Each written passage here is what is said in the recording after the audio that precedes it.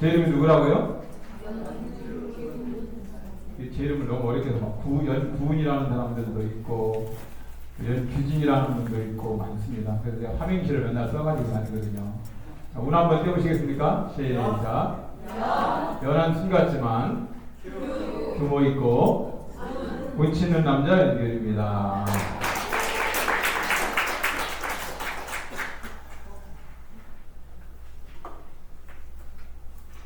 간단하게 자랑은 아니고요. 이렇게 살고 있다라는 걸 보여드리기 위해서 최근에 사진도 하나 찍은 사진 괜찮죠? 저 정도면?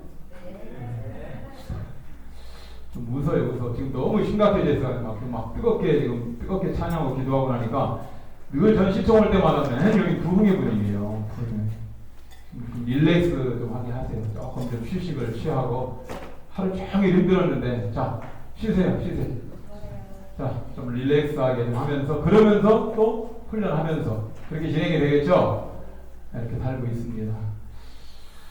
여러분 우리가 예수를 믿고 교회를 다니면서 예배를 드리는 것만으로는 만족할 수 없습니다. 교회에서 여러 부서에서 봉사를 하고 있지만 그것만 가지고는 안 된다는 겁니다. 왜냐하면 우리는 사명을 맡은 사람들이기 때문에 사명은 단순히 예배를 드리고 교회에서 여러 가지 봉사하는 거 그거 귀합니다. 그러나 그것으로 멈춰 있으면 우리는 경직된 크리스찬이 되고 어떤 변화도 교회 안에 일어날 수가 없습니다. 뭐 해야 될까요? 끊임없이 복음 전도하고 끊임없이 뭐하고 양육하고 또 훈련하고 파송하는 일을 해야 된다는 거죠. 아프리카 속담이지 않습니까? 한 아기가 태어나면 누가 키워요? 온 마을이 함께 키우면 되잖아요. 그렇죠? 여러분 가정에도 손자나 손자 태어나면 온 가문이 다 키우죠? 그렇게 하죠? 할아버지 할머니는 그 손자가 아무것도 하지 않는데도 좋아가지고 난리를 그냥 벅석을 떨고 있어요. 전 아직 그 경험을 아직 못하고 있는데 많은 목사님들의 사진을 보면 핸드폰에 처음에 이제 뭐 사모님 사진 있다가 나중에 완전히 손자 손녀로 도배. 그만큼 양육은 중요한 거기 때문에 그렇습니다. 어린아이 때 어떻게 자라느냐가 장성에서 어떤 사람이 되는가로 연결이 되는 것을 볼 수가 있어요. 5월 가정의 달 저는 어린이주일, 어버이주일, 스승의주일, 가정주일 4번의 설교를 하면서 그런 도전을 했습니다. 가정에서 잘못 키워놓고 왜 교회에 와서 잘 키우라고 하냐고. 왜 가정에서 잘못 해놓고 학교에 와서 뭐라고 하냐고. 가정에서부터 시작을 해야 된다는 겁니다. 물론 가정에서 다 해내지 못하는 것들을 교회가 감당하고 학교가 감당해야 되겠지만 말이에요. 어쨌든 중요한 것은 양육이라는 것은 굉장히 중요합니다. 양육은 돌보와 길로 자라게 하는 것입니다. 몸과 마음이 온전하게 성장할 수 있도록 돌보아주는 것이에요. 영적으로 표현한다면 성도의 영적인 성장은 오직 양육하신 하나님의 은혜로 되는 일이라는 것입니다. 누가 하신다고요? 양육하시는 하나님의 은혜로 성도의 영적 성장은 이루어지는 것입니다. 오늘 저와 함께 할 바울의 양육 방법은 바울이 데살로니가 교회를 중심으로 성도들을 어떻게 길러내고 그들을 어떻게 키워냈는가를 하나하나 살펴보면서 우리 삶에, 우리 직장인들의 현장에, 또 여러분의 가정에, 여러분의 교회에 적용하고 접목을 하자는 것입니다. 많은 분들이 사울이 바울이다 그렇게 말하는데 그렇게 말하면 조금 무식한 겁니다. 죄송합니다. 원래 사울과 바울은 똑같은 이름이에요. 사울은 어디식 이름이고 바울은 히브리식 이름이고 바울은 로마식 이름입니다. 그래서 회심하기 전까지는 히브리인 중심으로 있었기 때문에 그는 사울이라 해도 아무런 문제가 없는데 이제 이방인들에게 복음을 전하고 또 많은 사람들한테 바울이 사역을 감당할 때에는 그 이름을 바울로 바꾸어서 누가가 표현을 하고 있는 것입니다. 그는 혈통적으로 순수 히브리인이고요. 베냐민 지파이고 아시는 것처럼 기독교 최초로 이방인들에게 복음을 전한 전도자이기도 합니다. 그래서 예수 그리스도를 가장 많이 닮은 12명의 제자 가운데 포함되어 있지 않지만 직접 주님이 사도행전 9장에서 픽업해서 사도로 세우신 놀라운 하나님의 사람이라고 볼 수가 있죠. 기도하고 시작하겠습니다. 존귀하신 하나님, 오늘 대전시청에서 직장생대학 귀하게 훈련이 전개되게 하심을 고맙습니다. 여기에는 15분의 사랑하는 훈련생들을 붙잡아 주시고 한 명 한 명 이름을 불러보니 참으로 귀한 분들입니다. 하나님 훈련 받을 때 훈련에 어떤 방해물도 하나님이 취하시고 특별히 하나님들을 섬기는 우리 순장님들, 간사님들 기도로 뒤에서 후원하는 분들 기억하셔서 훈련이 끝까지 잘 진행되게 하시고 무엇보다 우리가 방법론을 배우는 사람들이 아니라 본질을 내 체질을 변화시키고 하나님의 사람들로 빚어가도록 축복하옵소서. 시간을 주께 온전히 의탁합니다. 존귀하신 예수님의 이름으로 기도합니다. 아멘.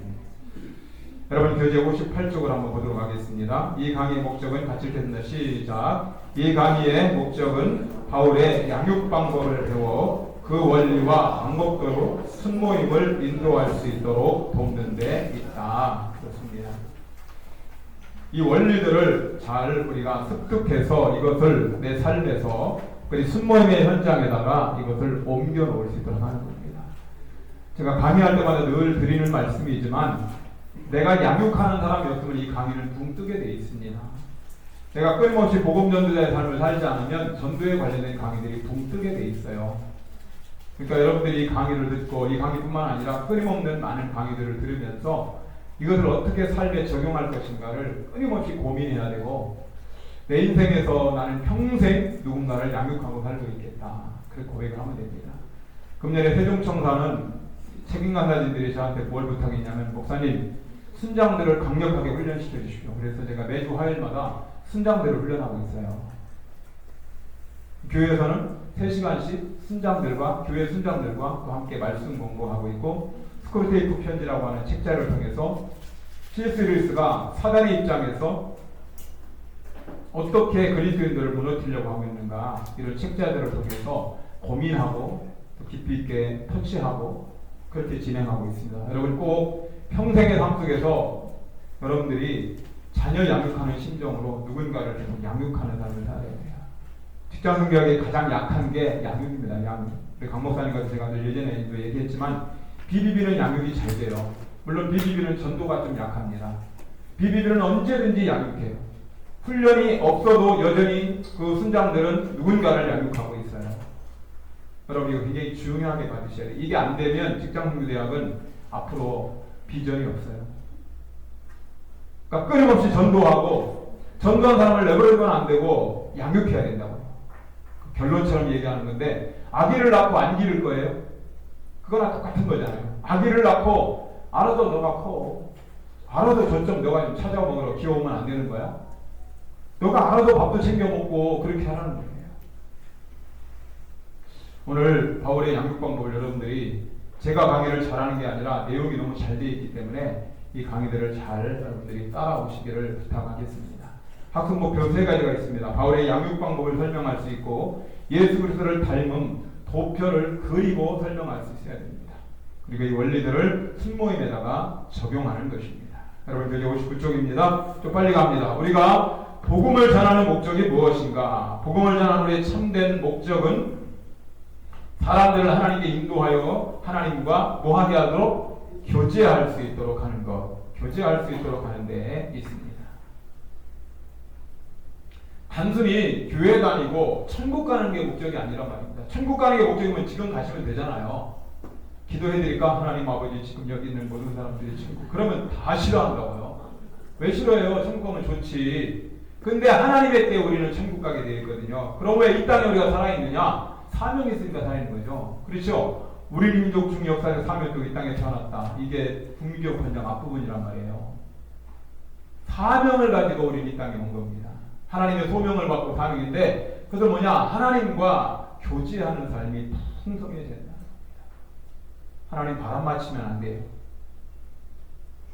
그러므로 복음을 전하는 참된 목적을 두 번째에서는 우리가 분명하게 이해하고 있을 때 좋은 양육을 가져오는 전도가 될 거라는 거예요. 그래서 좋은 양육은 좋은 전도로부터 시작된다. 여러분 좋은 양육은 좋은 전도로부터 시작된단 말이 무슨 말일까요? 처음에 접촉도 전도할 때 잘 접촉해야 돼요. 잘못 접촉해 놓으면 다음에는 예수 믿는 것들 쳐다도 안 보려고 합니다. 그러니까 처음에 그래서 제가 이렇게 좀 적어봤어요. 좋은 전도란 좋은 접촉을 갖고 인격적인 다가감과 친절한 인도와 매너 있는 마무리가 이루어져야 합니다. 그냥 무조건 들이밀면 안 된단 말이에요. 그리고 반드시 여러분들이 복음 전하러 가서 내가 누군지의 신분을 반드시 밝혀야 되고요. 그래서 좋은 양육으로 이어지기 위해서는 좋은 전도가 이루어져야 됩니다. 그러니까 전도가 끝났을 때에 더 이상 이 인간 만나고 싶지 않다 그러면 양육이 되겠습니까? 예수님을 영접을 했는데 예수님 영접한 건 너무 좋은데 이 사람하고 더 만나고 싶은 마음이 별로 없다. 그렇게 매너 있게 다가가지 않았다면 우리는 그 사람이 여러분들에게 마음의 문을 열고 24시간 내지 48시간에 또 만나자고 할 때 그 사람이 반응을 잘 보일 리가 없단 말이에요.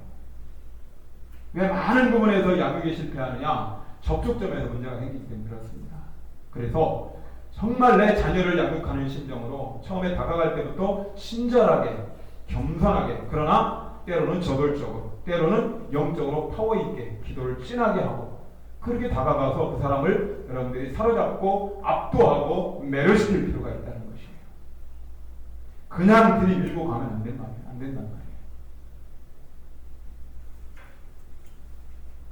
오늘 4가지를 진행합니다. 바울의 사용 목적, 하나님의 주권과 우리 책임에는 균형이 있다. 바울의 양육 방법, 바울의 양육 가져온 결과들입니다. 자, 여러분 59쪽 밑부분입니다. 바울의 사용 목적이 뭡니까? 여러분 골로새 1장 18, 19절 같이 한번 읽어볼까요? 시작.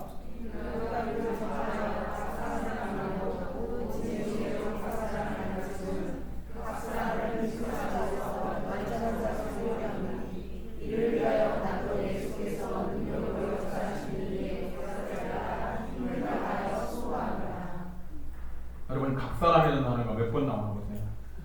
몇 번 나옵니까? 3번 나오죠? 개인적으로 양육을 하는 것입니다.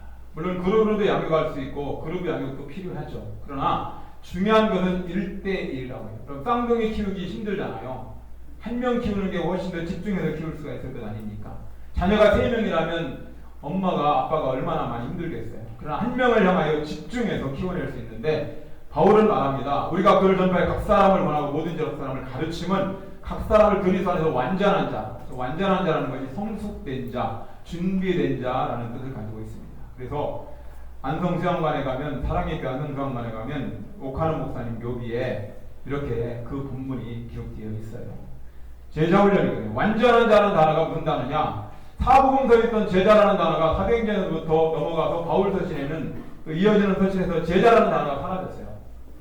오카노 목사님이 찾아보니까 아하, 온전한 자, 완전한 자라는 단어들이 많이 나오는 겁니다. 아하, 제자라는 단어가 완전한 자라는 단어로 바뀌었구나라는 걸 그분이 깨닫게 된 거예요.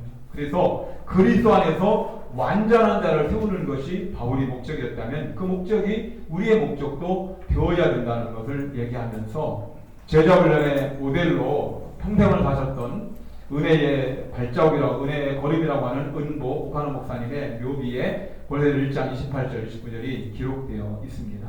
안성수양관에 가면 볼 수가 있어요. 자, 그러면 바울은 복음을 전하는 동시에 전도한 사람들을 예수 그리스도 안에서 어떤 자로 세우려겠다고요? 완전한 자. 결코 이건 퍼펙트맨이 아닙니다. 완전하다는 것은 성숙된 사람을 말하는 것입니다. 준비된 사람을 말하고 있는 것입니다. 앞으로 하나님 앞에 구원하는 가능성을 가진 사람들을 말하는 것입니다. 바로 이것은 우리가 복음을 전하는 참된 목적이 될 수 있다는 겁니다. 직장선교대학에서 전도하는 초점도 물론 전도 통계가 없네요. 숫자 채우는 거 맞습니다. 숫자 채워야 됩니다. 저도 훈련 받으면서 숫자 열심히 채웠습니다. 그러나 그거 이전에 한 영혼 한 영혼을 하나님의 사람으로 세워가겠다고 하는 그런 과정. 복음을 알지 못하는, 예수 그리스도를 알지 못하는 사람에게 예수님이 누구신지, 복음이 무엇인지를 생생하게 내 입술로, 나의 간증으로 전해주겠다는 고백이 있을 때 그 영혼이 빨려 들어오고 그 영혼이 주께로 돌아올 수 있다는 것입니다. 이제는 전도는 교회 채우기 숫자라고 말할 수 없어요. 그거는 말이 안 되고 하나님의 형상을 반영하는 삶을 살겠다는 마음으로 우리는 전도를 해야 한다는 것입니다.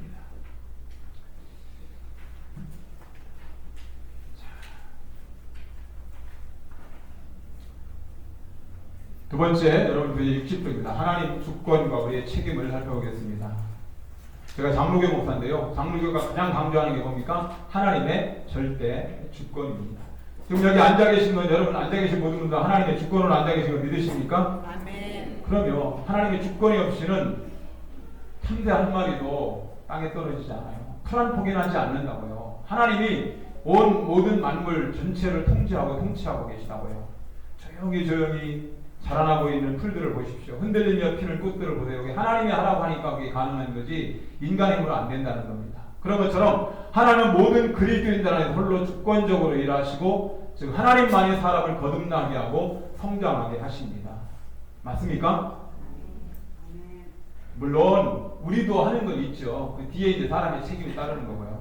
같이 읽겠습니다. 하나님 말씀 시작. 나는 심었고 아버지는 물을 주었으되 오직 하나님께서 자라나게 하신다니 그런즉 심는 이나 물 주는 이는 아무것도 아니로되 오직 자라게 하시는 이는 하나님뿐이니라. 아멘. 지금 고린도 교회 목회자는 누가 있냐면 아볼로가 고린도 교회를 목회하고 있습니다. 바울이 고린도 교회를 세웠습니다. 갈대대 고고로의 물빌빌이니까 3차 전도여행이 끝나고 나서 고린도 전서와 고린도 후서와 로마서를 기록하거든요. 2차 전도여행 때 고린도 지역에 바울이 머물러 있었단 말입니다. 그러니까 바울이 심어서 고린도 교회가 세워진 거죠. 그리고 아볼로는 고린도 교회 목회자로 지금 있는 것입니다. 나는 심었고 아볼로는 끊임없이 물을 주죠. 양육하죠. 그러나 결국 모든 것을 자라게 하시는 분은 누구시라는 것입니까? 하나님이라는 사실입니다. 동의하시죠? 여러분의 자녀들도 자라게 하신 분이 하나님이십니다. 내 힘으로 안 된다고요. 내 힘으로. 우리 둘째 아들이 어릴 때 굉장히 키가 작았거든요. 그래서 우리 부부가 한 게 있습니다. 누워있을 때 양쪽에서 당겼어요. 손과 발을 당겼다고요. 지금 컸어요. 1m 78이에요. 그래서 큰 건 아니지만 어머니 아버지의 마음은 자녀가 크길 원한다고요. 큰아들은 내버려뒀어요. 그 친구는 잘 자게 돼 있으니까. 여러분 어릴 때 잘 자면 키 크는 거 아죠? 자고 일어나면은 아빠 엄마 오늘도 쫙 끌어지는 거 쓰러지는 꿈을 꿨어. 그때 한참 키 크는 거잖아요. 1m 84가 됐어요. 그러니까 무슨 얘기를 하려고 하느냐? 하나님이 자라게 하신다는 사실을 신뢰하냐는 거예요. 그러면 우리는 하나님께 전적으로 맡기는 작업을 해야 된다고요. 끊임없이 하나님 앞에 기도해야 된다고요.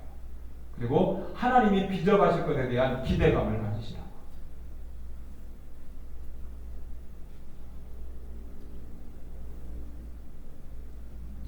그럼에도 불구하고 사람의 책임도 있다는 거죠. 그러나 사람의 책임이 앞서가지는 않는단 말입니다. 양육에 있어서 하나님의 절대 주권을 가지고 계시지만 인간에게도 책임이 있다는 것입니다. 심느냐 물 주느냐 한 가지나 각각 자기가 일한 대로 자기의 상을 받는 우리는 하나님의 뭐라고요? 동역자입니다. 하나님이 우리를 동역자로 삼으셨다고 말하고 있어요. 이 말은 우리가 뭔가를 막 해낼 수 있는 사람이라기보다는 하나님은 우리를 파트너로 삼으셔서 하나님이 하셨는데 우리가 했다고 잘했다고 착한 종이라고 말씀합니다. 어린 시절에 아이들 글씨 쓰기 할 때 엄마가 손 딱 잡고 너 손 자 써보자. 아빠 아버지 누가 쓰는 거예요 지금? 엄마가 쓰고 있는 거죠. 엄마 실력도 별로 없으면 글씨 잘 안 나오지만 어쨌든 어머니 쓰고 나서 아이고 우리 아들 잘했다고 박수 치잖아요. 누가 썼는데? 엄마가 썼잖아요. 그런 것처럼 하나님은 하나님이 일하셨지만 우리를 도구로 사용하셔서 우리를 잘했다고 칭찬하신단 말입니다. 거기에 우쭐하면 안 되고 하나님 우리를 동역자로 삼으신 것에 대해서 감사하는 작업이 우리에게는 굉장히 필요하겠죠. 자, 그러면 사람의 책임이 뭐냐는 거죠. 우리는 지상에서 하나님의 도구다 그렇게 말할 수 있습니다. 도구다. 터키 이스탄불에 가면 토카피 왕궁에 이 모세의 지팡이가 있다는데 어디까지 검증이 되는지 몰라요. 누가 옛날 대전청사였던 우리 임종덕 간사님이 만들어 놨길래 저도 올려놔 봤어요. 근데 인터넷 자료 보니까 맞는 것 같긴 해요. 어쨌든 모세가 그때 했던 지팡이인지는 정확히 알 수 없지만 어쨌든 우리는 하나님의 뭐라는 거예요? 도구라는 것입니다. 도구. 여러분 하나님의 도구 맞습니까? 기분 나쁩니까? 도구라고 하니까? 아니죠. 우리는 하나님 앞에 도구 맞습니다. 마이크도 도구지 뭐 안 쓰면 소용 그렇죠? 할 말이 없는 겁니다. 우리는 하나님 앞에서 도구인 거예요. 나같이 연약한 자를 하나님이 도구로 사용하신 것에 감사해야 되는 거죠. 바울은 그걸 알고 있었습니다.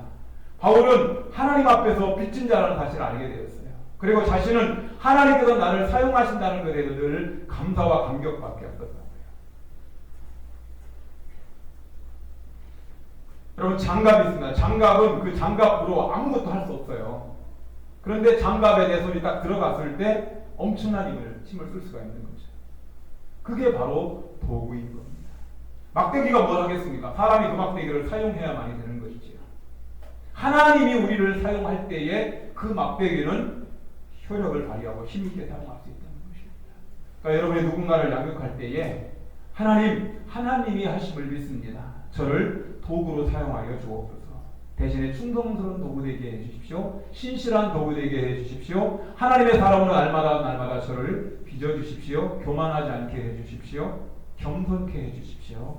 그런 마음으로 하나님의 도구라는 사실을 인정해가는 것 얼마나 좋습니까? 그것이 너무 귀하고 소중하다는 것입니다. 하나님께서 저와 여러분에게 누군가를 맡겼을 때에는 그 맡긴 한 사람 한 사람을 어떤 사람으로 하나님의 사람으로 세워갈 수 있는 도구로 우리를 부르셨다는 것입니다. 그러니까 우리는 하나님께 뭘 맡겨야 돼요? 모든 염려를 맡기고 결과도 하나님께 맡겨야 되는 거예요. 내가 짊어지고 가면 너무 힘들고 어려워서 안 된단 말입니다. 아무것도 염려하지 말고 모든 일에 기도와 간구로 너희 구할 것을 감사함을 하나님께 하리라. 그냥 모든 지각에 때는 하나님의 평강이 그리스도 예수 안에서 너의 마음과 생각을 지키신다고 했는데 거꾸로 해요. 아무것도 기도하지 않고 모든 일에 염려와 걱정을 하고. 빌립보서 4장 6절이 아니에요. 그거는 많은 경우에 우리는 염려를 많이 한다고요. 결과도 내가 책임지려고 한단 말입니다. 하나님께 결과를 맡겨야 된다는 것입니다. 우리의 책임이 뭐냐? 우리는 하나님 앞에서 도구이고 우리는 그 결과를 하나님께 맡겨야 되는데, 바울은 그러면서 우리의 책임이 무엇인지를 이렇게 얘기하고 있습니다. 우리의 첫 번째 책임은 뭐라고 쓰면 될까요? 기도라고 쓰면 되겠네요. 그죠? 기도하는 것이다 라고 했습니다. 이것은 모든 바울 서신에 다 즐비하게 나와 있습니다. 말씀 같이 읽어볼까요? 시작. 이로써 우리도 듣던 날부터 너희를 위하여 기도하기를 그치지 아니하고 구하노니 내가 너희를 생각할 때마다 나의 하나님께 감사하며, 세 번째, 간구할 때마다 너희 도리를 위하여 기쁨으로 항상 간구하며. 바울은 끊임없이 자신이 전도해서 세워놓은 교회의 성도들 한 명 한 명을 생각할 때마다 기도를 멈출 수 없었습니다. 기도를 멈출 수 없는 바울이었어요. 여러분도 마찬가지죠. 대전시청 하면 직장교장이나 대전시청 선교회나 할 것 없이 기도의 사람들이 여기 꽉 차 있어요. 기도의 사람들이. 느낌이 달라요. 느낌이 달라. 간절하게 기도하는. 바울은 다른 건 모르지만 우리는 제일 먼저 하나님 앞에 기도하는 것이 양육할 때의 첫 번째 책임이라는 사실을 고백하는 것이죠. 사무엘은 나는 하나님 앞에서 기도 쉬는 죄를 저탄고 범하지 않겠다고 말합니다. 너는 내게 부르짖으라. 내가 내게 응답하겠고 내가 알지 못하는 그 비밀한 너에게 보인다고 예레미야는 말씀하고 있습니다. 바울은 기도를 통해서 하나님이 시작하신 일을 이루실 것을 확신할 수가 있었던 것을 볼 수가 있어요. 자, 첫 번째가 기도하는 것이었다면 두 번째는 이거 한번 보겠습니다. 사람이 일하면 그냥 일할 뿐이지만 사람이 기도하면 하나님이 일하신다. 많이 들어보셨죠? 근데 우리는 잘 안 하죠? 우리 뭐부터 해요? 일하고 또 일하고 또 일하고 또 일하고. 기도가 많이 약해져. 기도는 잠깐 하고 밥 먹을 때도 땀을 닦으면서 기도하면서 동시에 하나님 아버지라고 먹었으면 감사합니다. 요즘 청년들 식탁 앞에서 기도하고 밥 먹는 거 보세요. 교회에서는 하지. 근데 현장에서, 학교에서, 일터에서 내는 기도하면 반찬 가져가니까 이러고 기도 있습니다. 특별히 군대에서 햄이 사라지거든요. 기도하고 꼭 장난치는 친구들이 있거든요. 끊임없이 사단은 우리를 기도하지 못하게 만들 겁니다. 선원을 양육하면서 바쁘다는 여러 가지 일정들을 우리에게 만들어 놓아서 기도하는 시간을 멈추게 만든다고요. 그러면 그때부터 우리의 엔진은 꺼지기 시작하는 거예요. 그럼 왜 이렇게 안 되는 거지? 왜 이렇게 안 되는 거지? 두 번째 책임은 사랑하고 교제하는 것입니다. 많이 강의했기 때문에 저는 블랭크 넣는 거 다 알아요. 블랭크 넣는 게 중요한 게 아니잖아요. 두 번째 뭐라고요? 같이 시작. 사랑하고 교제하는 것이다. 네, 사랑하고 교제하는 것이다. 그렇게 말합니다. 내가 너희 무리를 위하여 이같이 생각하는 것이 마땅하니 이는 너희가 내 마음에 있음이며 나의 매임과 복음을 변명함과 확정함에 너희가 다 나와 함께 은혜에 참여한 자가 됩니다. 내가 예수 그리스도의 심장으로 여기 읽을 때마다 너무 떨려요. 내가 예수의 심장으로 너희 무리를 얼마나 사모하는지 하나님이 내 증인이라고 말씀하고 있습니다. 바울은 지금 감옥에 있지만 빌립보 성도들을 생각할 때 그 마음속에서 그리스도의 심장으로 사랑했다고 말씀하고 있습니다. 여러분, 사랑하고 교제하는 것 쉽지 않습니다. 그러나 바울은 우리의 책임이 사랑하고 교제하는 것이다. 사랑을 줄 수 없을 만큼 가난한 자도 없고요. 아멘. 사랑을 받지 않아도 될 만큼 부요한 자도 없어요. 종은 울리기 전까지는 종이 아니고, 그렇죠. 노래를 부르기 전까지는 노래가 아니고, 사랑을 표현하기 전까지는 사랑이 아니고, 축복은 감사하기 전까지는 축복이 아닙니다. 저는 4년 진하게 연애하고 결혼했습니다. 한 여인을 데려오는 게 쉽지 않더라고요.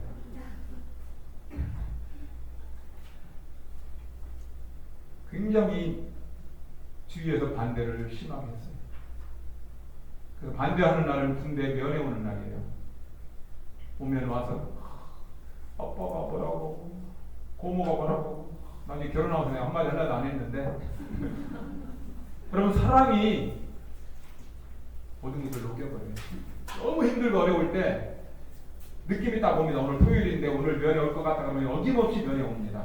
통닭 사가지고 라면 사가지고 옵니다. 훈련병들 이렇게 같이 근무하는 분들 드려야 되니까 저는 이미 그날은 많이 맞은 날이에요. 많이 맞았거든요, 군대에서. 근데 사랑하는 사람 오면 하나도 안 아파요. 그리고 하루 종일 함께 시간을 보내다가 토요일에 다시 또 보내야 돼요. 같이 합숙할 수 없잖아요. 결혼 안 했는데. 보내면 같이 또 편지 쓰고. 이런 사랑을 해보셨나요? 여러분, 지금 여러분이 양육하고 있는 귀한 우리 수녀님들은, 우리 순원들, 그리고 가정에서 여러분의 자녀들 사랑 쏟으면 뭐가 문제가 되겠습니까? 사랑 인치하면서 집착할 때가 많고, 사랑 인치하면서 헬리콥터 맘이 돼가지고 빙빙 돌고 있잖아요. 엄마가 아들이 어딨나 이거 보고 다니더라고. 그러다가 어김없이 문제가 생기면 가정생활 때문은 아닌데요. 우리나라의 바울을 많이 닮은 사람이 누굴까 생각을 하다가 어느 강사님이 추천해줘서 머든 바울이라고 하는 영화가 2022년도 국제영화제에 나왔다고 합니다. 김창식 목사님 이야기입니다. 우리 감리교 흔들어 보세요. 김창식 목사님 아십니까? 모르죠? 아마 저분이 거의 감리교 거의 최초 목사님이실 겁니다. 당시에 양귀신들이 어린아이들 잡아먹는다고 했다고 옛날에 고생이 나와가지고 아이들 다 잡아먹는다고 가면, 그래서 실제 아이 잡아먹는 거 가봤다가 올림거라고 하는 선교사님 만나가지고 얼마나 따뜻하게 자기에게 사랑을 베풀어주는지 너무 감사해서 예수님을 알게 된 거예요. 그리고 제임스 홀이라고 하는 그 선교사님과 함께 많은 사람들에게 아프고 어려운 어린아이들, 고아들, 힘들고 아픈 이런 사람들에게 사랑을 베풀어주고 45개의 교회를 개척하고 125군데에서 사역자로 살아갈 정도로 초창기 때. 그러니까 감리교회 전설이라고 해도 여러분 교회 가서 담임 목사님, 김창준 목사님, 한 목사님이 얘기하던데 혹시 아십니까? 실제 영화를 했었대요. 저는 안 봤는데 나중에 기회가 되면 머슴 바울. 정말 사랑의 모습이라 써있잖아요. 사람의 모습에서 주님의 모습으로 그렇게 사랑을 많이 베풀었던 분이 대한민국에서는 김창식 목사님이라고 해서 한번 띄워 보았습니다. 자, 이제 바울의 양육 방법에서 데살로니가 교회의 이해를 함께 보도록 하겠습니다. 여러분 교재 61쪽 잘 따라오고 있죠? 대성에서 2장 5절에서 12절에는 바울의 데살로니가 성도의 양육 방법과 원리들이 잘 묘사되어 있습니다. 그중 바울이 사용한 양육의 몇 가지 방법과 원리들을 함께 찾아보기를 원합니다. 여러분 여기가 데살로니가입니다. 어딘지 알겠습니까? 잘 모르겠어요? 전도 사진이 없어졌다?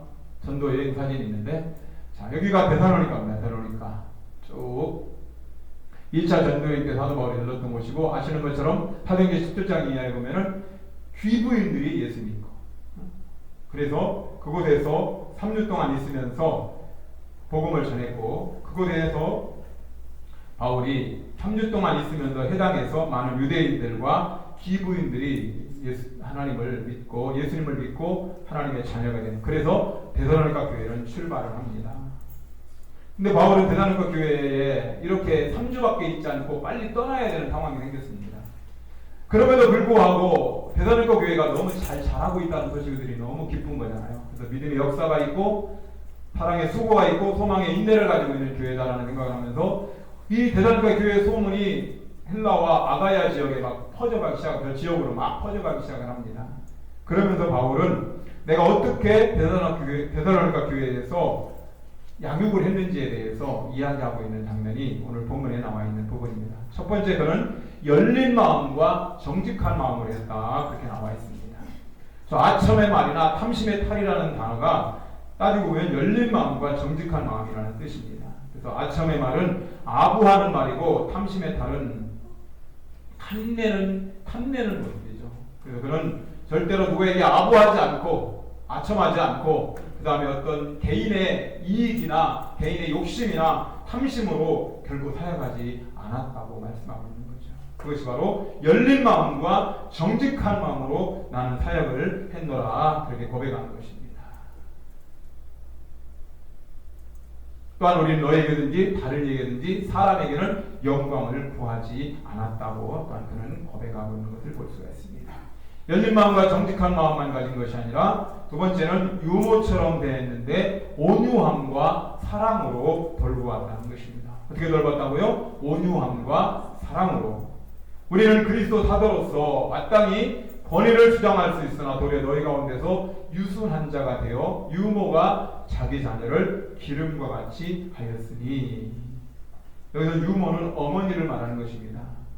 젖을 먹이는 어머니를 말하고 있는 것입니다. 데살로니가 성도들이 아직 연약하니까 온유함과 사랑으로 데살로니가 교회 성도들 한 명 한 명을 내가 그렇게 기도하는 마음으로 기도하면서 양육하기 시작했다고 그렇게 말하고 있는 것입니다. 뿐만 아니라 그는 어머니가 자녀들에게 시간을 쏟는 것처럼 시간을 함께 보냈다고 말하고 있는 것이죠. 바울은 자신의 목숨까지 주었다고 말하고 있습니다.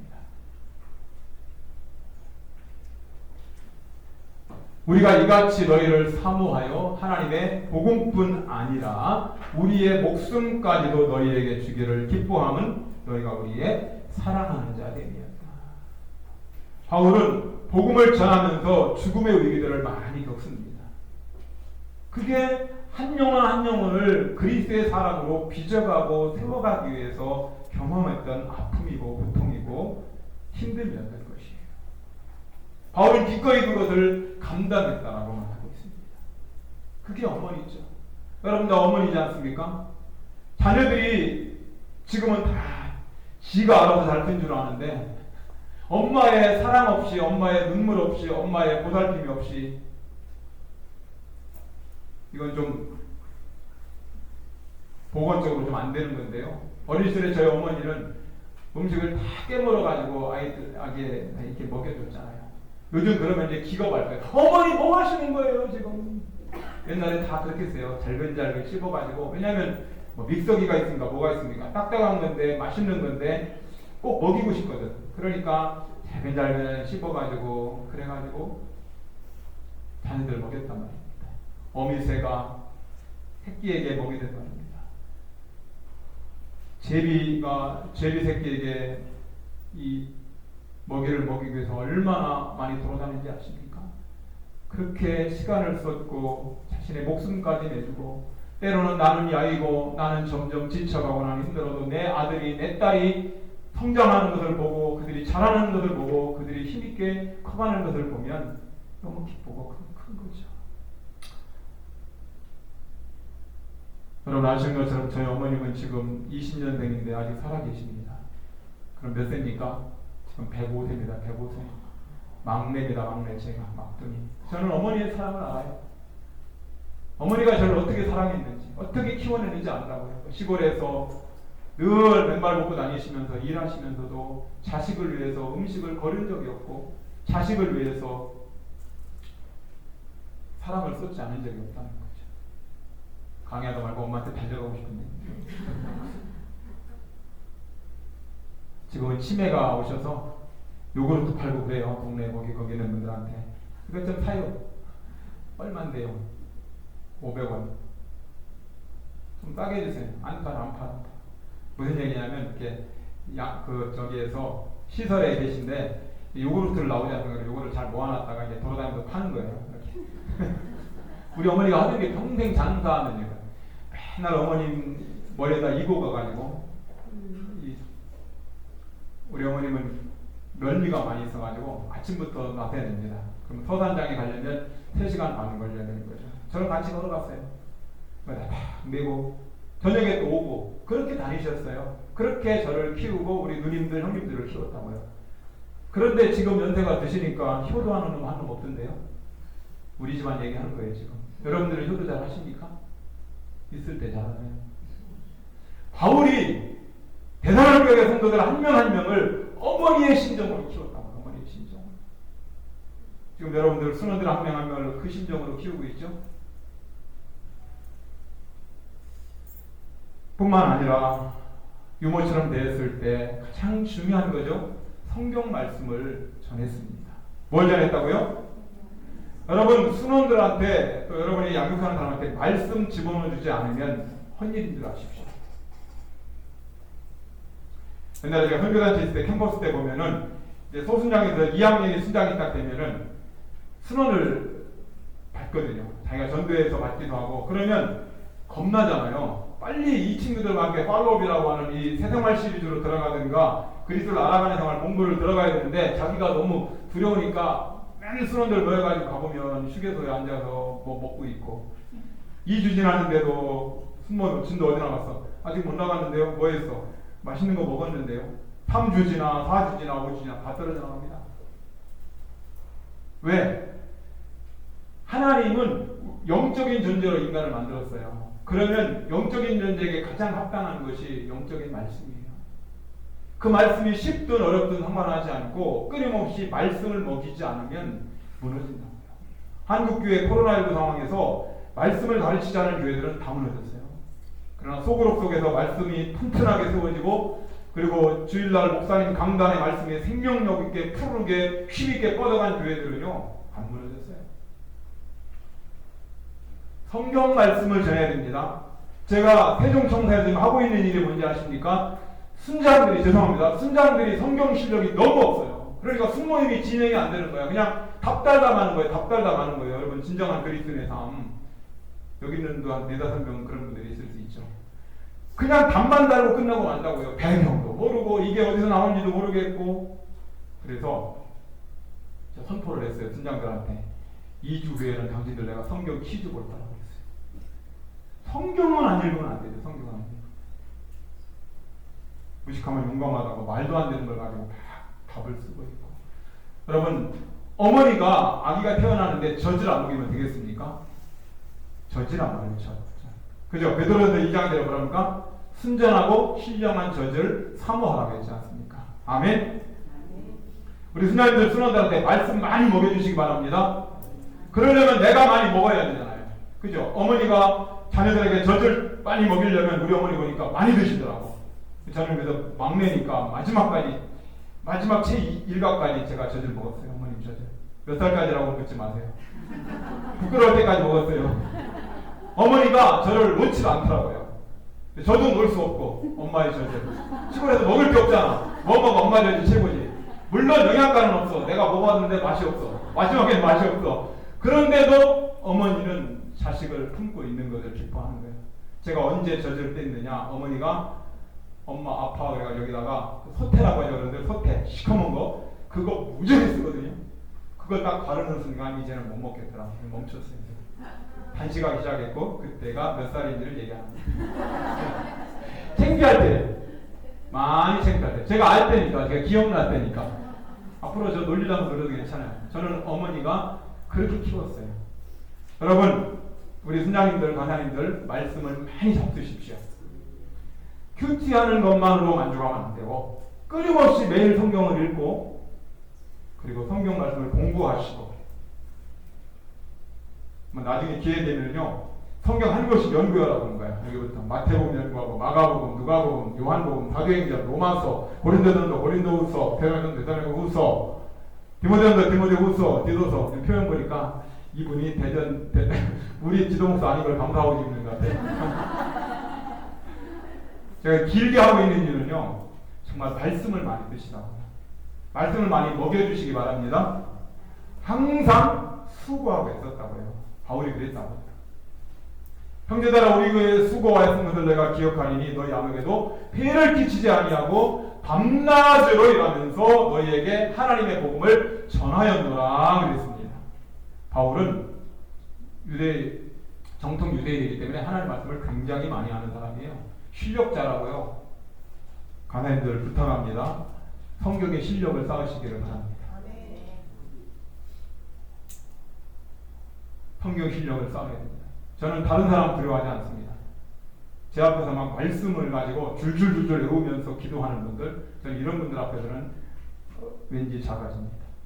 그리고 존경합니다. 하나님의 말씀 앞에. 여기에 7월 첫 주 맥주 감사절은 무조건 성경 퀴즈대 하는 날입니다. 창세기입니다. 이미 벌써 세팅이 되고 있습니다. 하나님의 말씀을 알면 고난이고 아픔이 오고 힘듦이 올 때마다 그 말씀이 내 안에서 살아 숨쉬고 움직이고 꿈틀거리고 그 말씀으로 내를 힘있게 달려갈 수 있다는 것입니다. 이제 에비처럼 해야 되겠죠? 아버지처럼 행동해야 됩니다. 믿는 자들의 뭐가 돼야 될까요? 굉장히 부담이 됩니다. 애기들은 모범이 돼야 되는데 너는 누구를 닮아서 그러니? 그런 가치 있는 일을 행하는 것이 얼마나 중요한지 직접 본을 보였습니다. 제자들에 대한 자신의 태도를 중요하게 생각했죠.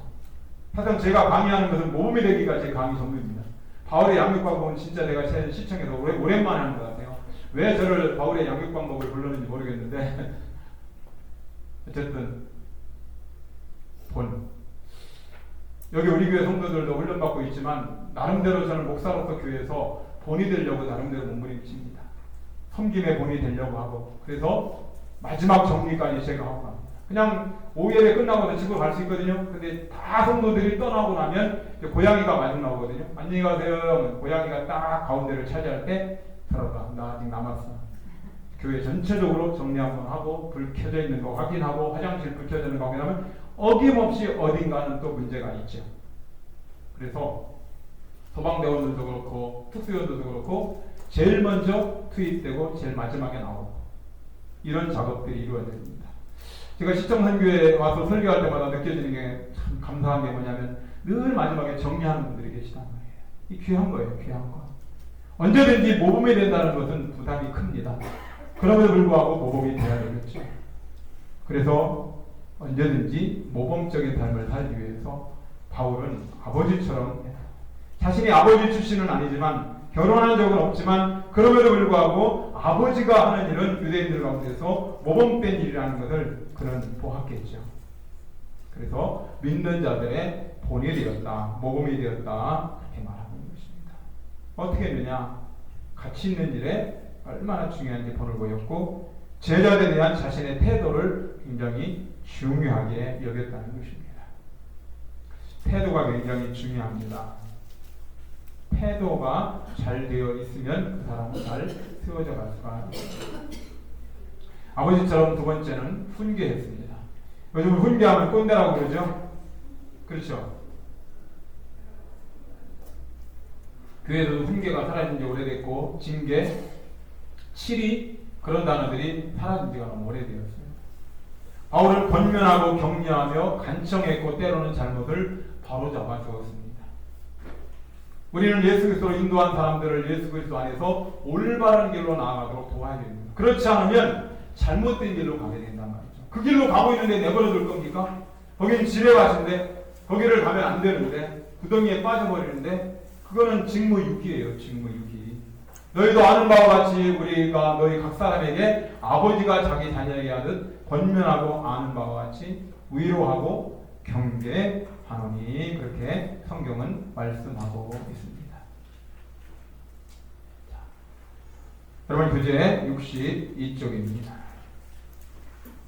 자, 이렇게 바울이 양육을 했을 때 하나님의 책임을 이해하고 하나님의 주권을 이해하고 하나님 사람의 책임을 기억하고 바울이 기도하는 것과 그리고 사랑하고 교제하는 이런 책임을 가지고 하고 대단과 교회에서 그들을 유모처럼 아비처럼 또 열린 마음과 정직한 마음으로 양육을 했을 때 어떤 결과들이 나타나게 되었는가? 첫 번째는 예수 그리스도를 닮아가게 되었다는 것이죠. 잘 양육한 거죠? 누구를 닮아야 되겠습니까? 양육하고 나면 결과가 예수님을 닮아야 되겠죠. 예수님을 닮아야. 제자훈련의 핵심은 뭐에 있습니까? 예수 그리스도를 닮는 거죠. 제자훈련의 핵심은 예수를 닮는 겁니다.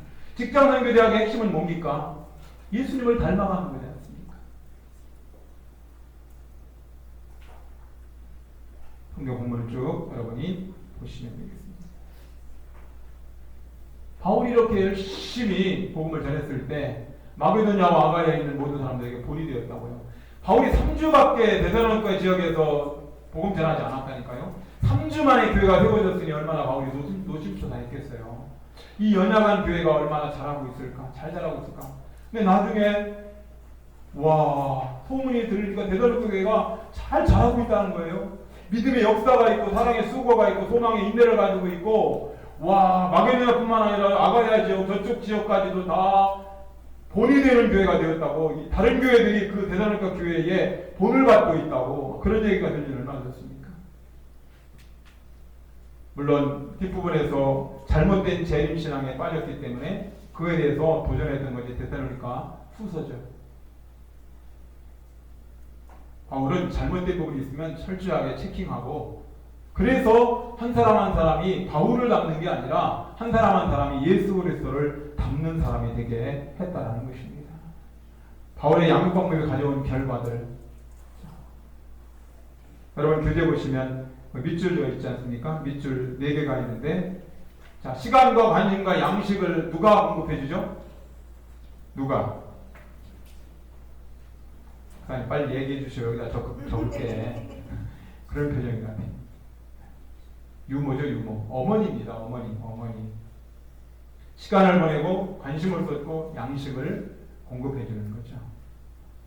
양식이 여러분 한식, 양식, 그 양식 아닌 거 알죠? 시간을 쏟고 관심을 갖고 양식. 참, 옛날 어머님도 어떻게 도시락 5개씩 싸고 따는지 모르겠어요. 제가 이럴 때 우리 형님이 6학년이었으니까 우리 집은 도시락 3개씩 쌌네요. 어머니가 시간을 쏟았고 관심을 가졌고 양식을 충분하게 하나님 말씀을 먹였다면 아버지는 뭐였습니까? 모범을 보이고 권면하고 격려하는 일을 했다는 것입니다. 특별히 신앙인들에게 아버지 영향력이 너무 커요. 저희 교회를 볼 때마다 느껴지는 게 뭐냐면 아버지들이 예수님을 안 믿다 보니까 남자 아이들이 신앙적으로 너무 연약하게 크고 있어요. 어린 시절에는 엄마와 아들이 굉장히 친해집니다. 아빠하고 딸은 뭐 그냥 딸바보 되잖아요, 아빠가. 근데 초등학교 지나고 중학교 지나고서 특별히 고등학교 때부터 되면 이제 엄마는 딸하고 놉니다. 서로 막 이제 옷도 막 바꿔 입고 그렇게 하죠. 그리고 아들은 아버지하고의 관계를 맺어야 돼요. 근데 아버지가 신앙적으로 부재하니까 신앙적인 대화가 이루어지지 않는 것입니다.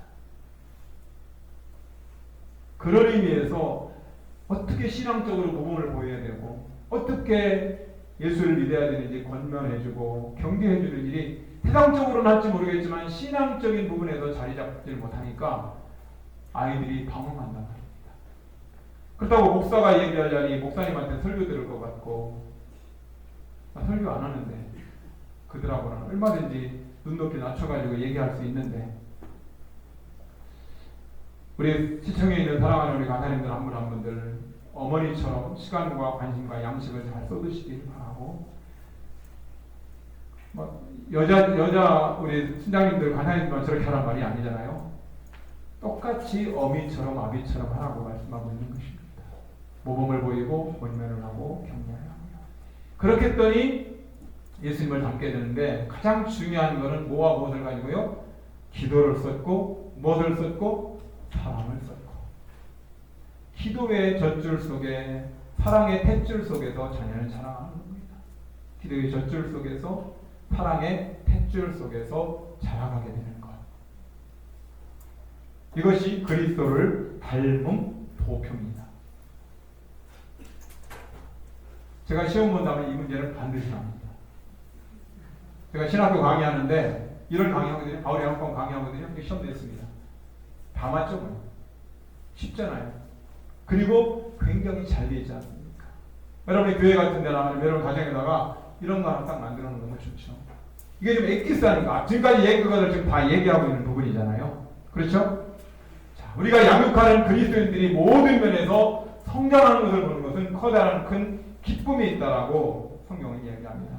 요한복음 1장 4절 읽겠습니다. 시작. 내가 내 자녀들이 진리 안에서 행한다함을 듣는 것보다 더 기쁜 일이 없도다. 여러분들 그렇습니까? 여러분들 기쁩니까? 어디 안에서 행하니까? 진리 안에서 행한다. 진리라는 얘기가 아닙니다. 진리 안에서. 여러분 요한복음 17장 10절에 보면 아버지의 말씀은 진리입니다. 잘 읽어야 됩니다. 아버지의 말씀은 진리입니다 했는데 진리라고 하면 안 됩니다. 그렇게 하는 분들이 있어요. 요한복음 17장 17절이 진짜 있다니까요. 여러분 누가 한번 읽어보세요. 요한복음 17장 17절 누가 한번 읽어보십시오. 야, 성경 다 외우는구나. 성경책을 가지고 다니지 않는구나. 예. 나도 들고 왔는데 성경책을. 야, 17장 17절 성경이 안 바뀌었으면 맞을 거예요.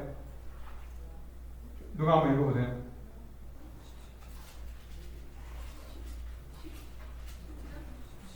17절 아닌가?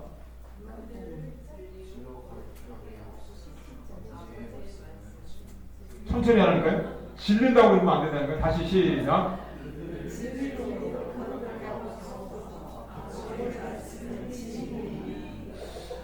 이제부터 여기 읽을 때 여러분 부담 엄청 된다. 일단 보면 하나님 말씀이 질리는 것처럼 읽는단 말이에요. 그러니까 말씀이 진리지. 진리니다. 아멘. 진리 안에 행한다는 거다.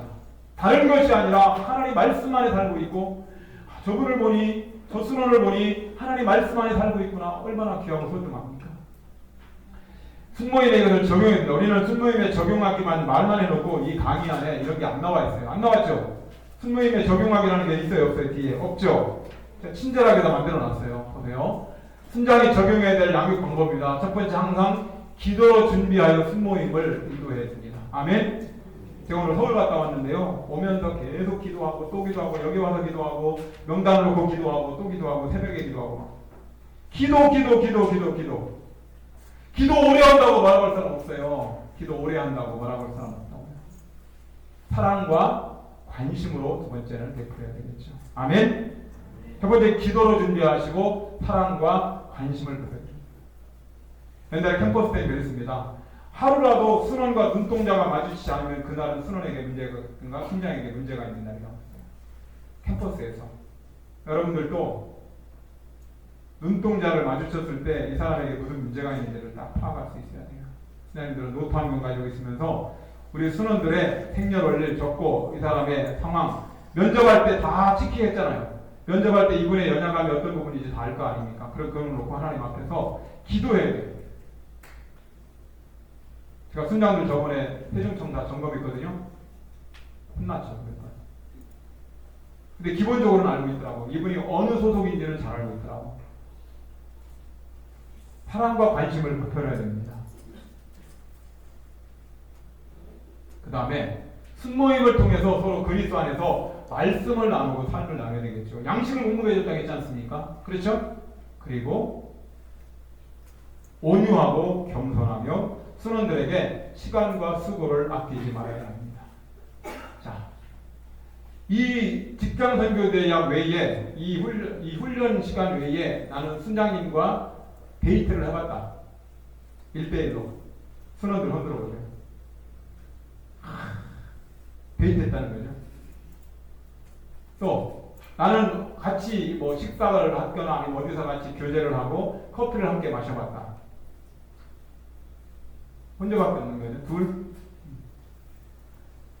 여러분 이런 시간들이 필요한 시간들이에요. 왜냐하면 공식적으로 모이는 시간은 늘 공식적인 얘기만 많이 하잖아요. 그러니까 시간을 어떻게든 쪼개서 일주일에 한 번이라도 카톡으로 하지 끝내지 말고 만나서 함께 교제하고 또 고민이 무엇인지 이 훈련 시간에 다 얘기할 수 없는 것들이 많이 있을 것 아닙니까? 그런 것들.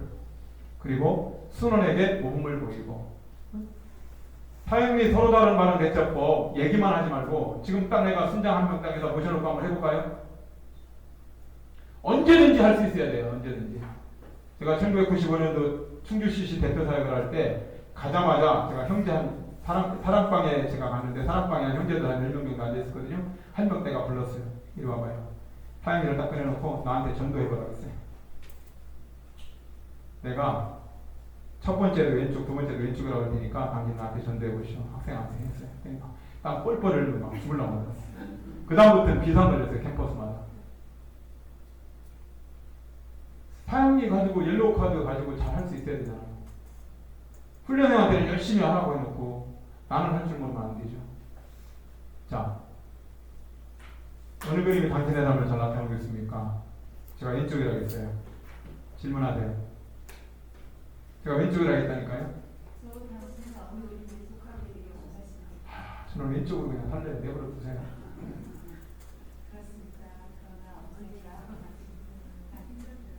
저분이 강사죠. 왜 다른 분들은 조용한데? 그렇습니까? 그러나 자는 당신이 예수를 영접할 때를 위하여 그리스도를 영접하는 법을 알려드리고 싶습니다. 하면 되잖아요. 자, 첫 번째 질문에 제가 오른쪽을 하죠. 어느 그림이 당신의 삶을 잘 나타냈습니까? 오른쪽을 하겠어요. 하나도 안 반가운 표정인데 참 반갑습니다. 다른 사람에게 당신의 신앙을 전할 수 있도록 이 책자를 끝까지 읽어드리고 싶습니다. 원래는 읽어드리겠습니다 였어요. 어느 날 싶습니다로 다 바꿔버렸어요. 읽어드리겠습니다가 맞거든요. 저는 그래서 저절적으로 나가가지고 싶습니다 그러면 싫어요. 그럼 끝나고 마는 거예요. 무슨 얘기를 하려냐? 모든 부분에서 여러분들이 모범을 보이라고요. 제가 어느 날 간단히 한번 딱 골라가지고 사형리 한번 할 수 있어요. 암송 11페이지까지 암송 다 하십니까? 10페이지까지? 16페이지까지 암송하기 도전하시기 바랍니다. 만일 세척자가 당신의 느낌이 도움이 되었다면 다른 읽어주거나 널리 전해주시기 바랍니다. 까지 해야 사형리가 끝나는 거예요. 16페이지 끝까지. 모범을 버리고 훈계하는 일을 해야 된다는 겁니다. 자, 정리합니다. 1분 남았는데요. 하나님의 주권이 뭔지를 얘기했습니다. 그리고 사람의 책임이 무엇인지를 바울은 얘기하고 있어요. 자신은 그게 기도하는 것이었고 사랑하고 교제하는 것이었다고 고백합니다. 바울의 책임이라면 이것이 우리의 책임이 되어야 되겠죠. 열린 마음과 정직한 마음으로 대단한 교회에서 사역을 했고요. 온유함으로 그리고 사랑을 썼고 시간과 성경 말씀과 수고를 했다. 아버지처럼 행동했다. 권면하고 격려하고 경계했다는 것입니다. 그렇게 했을 때 예수님을 닮은 멋진 작품이 나오게 되었다라고 그렇게 말하고 있습니다.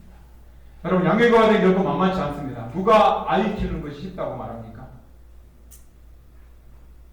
저도 두 아들 키웠지만 쉽지 않더라고요. 지금도 어려워요. 그러나 기억하시라. 거친 바다가 강한 어부를 만든다는 사실. 여러분 거친 파도가 강한 어부 만드는 거예요. 잠잠한 파도는 강한 어부를 만들어낼 수 없어요. 그렇기 때문에 바울은 때로 그렇게 강력하게 훈련을 시켜 놓았다는 것입니다. 늘 듣던 얘기죠. 사과 속에 씨가 몇 개인지는 셀 수 있지만 저 씨 속에 있는 사과가 몇 개인지 우리는 아무도 알 수 없다는 것이죠. 이만은 그만큼 무한한 잠재력을 가진 제자를 키워낸다는 사명감과 자부심을 가지시기 바랍니다. 이만한 사고가 생길 거 아닙니까? 할렐루야. 그런 멋진 하나님의 사람들로 태어나시고 바울의 양육 방법이 그냥 붕 떠 있는 것이 아니라 내가 실천할 수 있는, 어렵지 않잖아요. 간단하지 않습니까? 하나님의 주권, 사람의 책임. 사람의 책임은 기도하는 것, 사랑하고 교제하는 것. 바울은 대사도 교회에서 열린 마음과 정직한 마음을 했고, 그리고 날마다 하나님 앞에 기도했고, 그리고 관심과 사랑을 쏟았고, 하나님 말씀을 먹여줬고, 그를 격려하고 권면하고 경계하는 일을 했다. 그렇게 했더니 이런 멋진 대사도 교회라고 하는 귀한 귀감이 되는 교회가 나왔다 고백하는 것이죠. 질문을 생략하겠습니다. 대답도 생략하겠습니다. 기도하고 마치겠습니다.